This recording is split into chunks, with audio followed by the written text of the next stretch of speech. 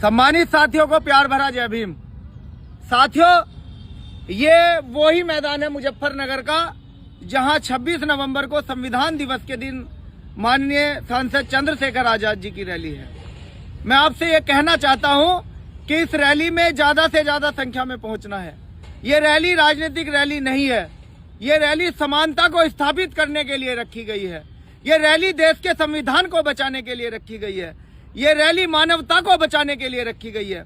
मेरे भाइयों, राजनीति के इस दौर में आज भाई को भाई का दुश्मन बना दिया गया है, लेकिन आजाद समाज पार्टी और चंद्रशेखर आजाद जी लगातार आपस में भाईचारा बनाने की बात कर रहे हैं और इस देश के संविधान पर जो खतरा मंडरा रहा है उस खतरे को भी खत्म करने की बात कर रहे हैं। इसलिए इस रैली का नाम रखा है संवैधानिक अधिकार बचाओ भाईचारा बनाओ महारैली। आपको ज्यादा से ज्यादा संख्या में इस रैली में पहुंचना है और जो लोग इस रैली का विरोध कर रहे हैं, मैं उनसे भी कहना चाहता हूं कि हमने कभी किसी की रैली का विरोध नहीं किया। आपके नेता में जितनी क्षमता है वो उतनी क्षमता का इस्तेमाल करके अपनी रैली को सफल बना सकता है।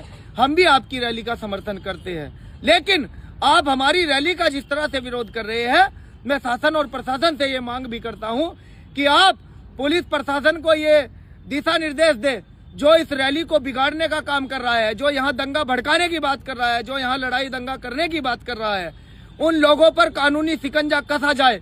उन लोगों को तुरंत गिरफ्तार डिटेन करके 27 नवंबर को छोड़ा जाए। सम्मानित साथियों, आप ज्यादा से ज्यादा संख्या में यहाँ पहुंचे। कुछ लोग संविधान को बदलने की बात कर रहे हैं। संविधान को छू भी नहीं सकते। ये बाबा साहब अम्बेडकर ने बनाया है। तुम्हारे बाप दादाओं ने हमेशा से मुगलों की और अंग्रेजों की गुलामी की है। हमारे बाप दादाओं ने हमेशा अपना खून पसीना लगा करके इस देश के नवनिर्माण में और आधुनिक भारत बनाने में अपनी कुर्बानियां दी है। इस देश की आजादी में अपनी कुर्बानियां दी है। एक तो इंडियन आर्मी है जो देश के बाहरी खतरे से लड़ती है, उन आतंकवादियों से लड़ती है जो देश को नुकसान पहुंचाते हैं।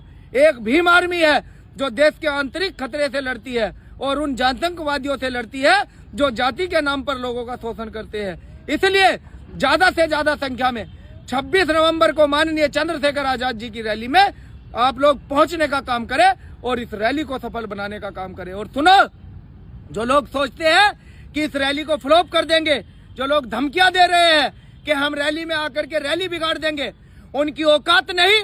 वो विदेश में बैठकर विदेश से फंडिंग लेकर के हमारी रैली को, हमारी एकता को तोड़ना चाहते हैं।